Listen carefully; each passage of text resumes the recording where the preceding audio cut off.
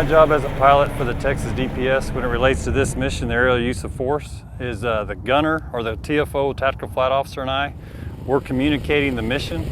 We've determined that there is a determined adversary. This threat has escalated to the point of deadly force.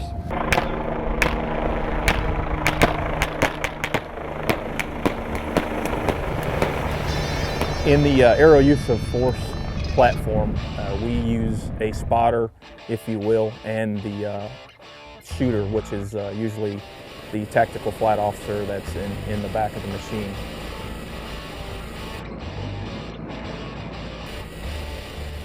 Once we've decided that this is a legitimate deal, then now we're communicating all the factors that go into it. The ballistics, the wind, ground speed, what the path or direction of the route I'm going to take to get him on target. Spotter is usually our pilot. He usually has eyes on first. One of the benefits of being in an aerial platform is our field of view. I mean, that's one of the reasons we're there, because we can see a target a lot of times before he can see us just because of the angle. And now as a pilot, I'm sitting up front, my gunner's behind me. I'm able to get a lot better field of view than he has. And he talks us into that threat area. He's given us all the information that he can see, which gives us what we need to know. So when we do present the weapon and the target presents itself, we have all the information that the pilot has until we put eyes on. So I'm painting the picture for him. And once I give him that, I'll give him get ready as soon as I've acquired the target.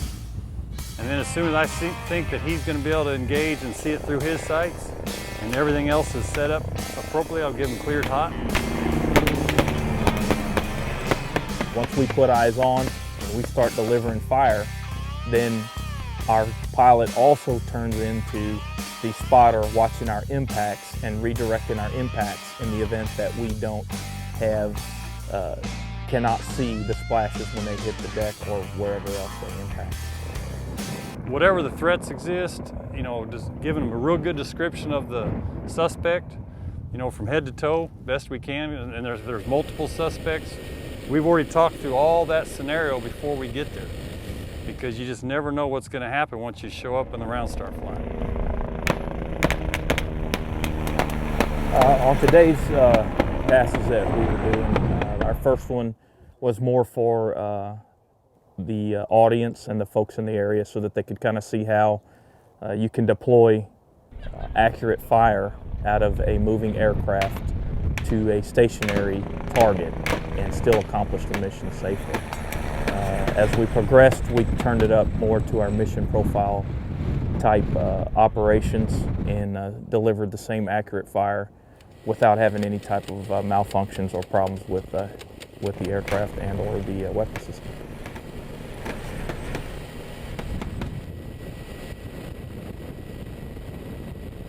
The first one of the common things that we have to talk about and demonstrate is that negative lead, meaning the aircraft is moving towards the target and the target is stationary. Therefore, our negative lead is back behind us. So our speeds, our altitudes have a lot to do with the aiming and the accuracy of our rounds impacting.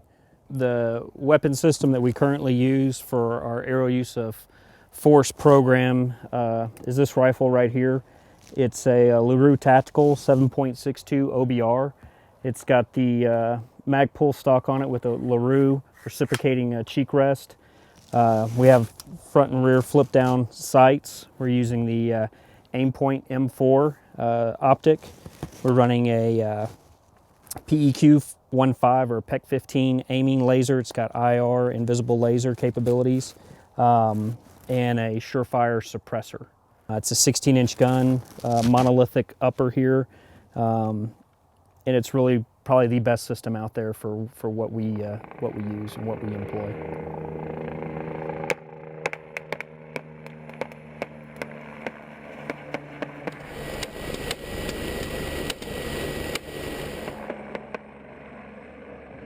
Tips or techniques that we train on is good sight alignment, good sight picture. We have to hold leads based on aircraft speed, wind, movement of the target, terrain, again, elevation and movement. So we train a lot. Everybody has to qualify regularly several times a year. We have several training evolutions, and we want our guys to be as proficient and as effective as possible.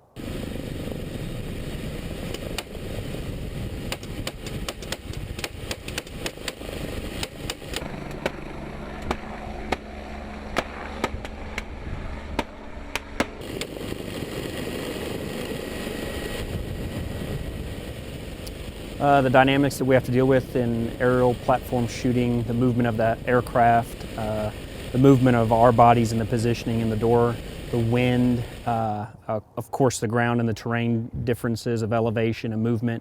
If we're shooting at moving targets, we have to take that into effect as well. Cars versus personnel. There's a lot of factors that you have to kind of compute in your mind as you're engaging targets out the door.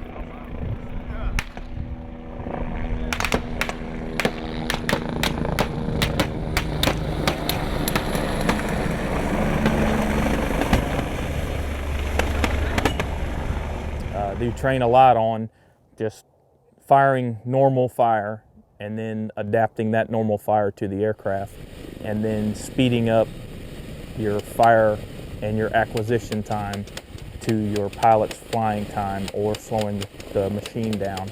Not so much that it becomes a just a target in the sky, but we can make both of those come together well.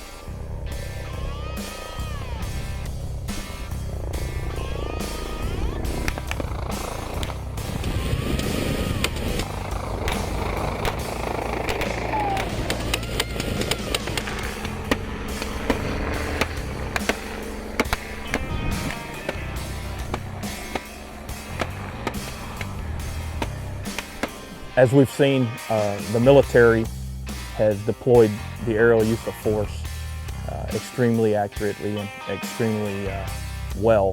As happens, the law enforcement realm picks up what the military does, and we tone it down a little bit. Luckily for the state of Texas, our colonel is locked on good with us using this type of force, and we've deployed it not only on the border within Texas itself, and had a successful outcome where no lives were lost, and the individual gave up after we deployed the aerial use of force on him.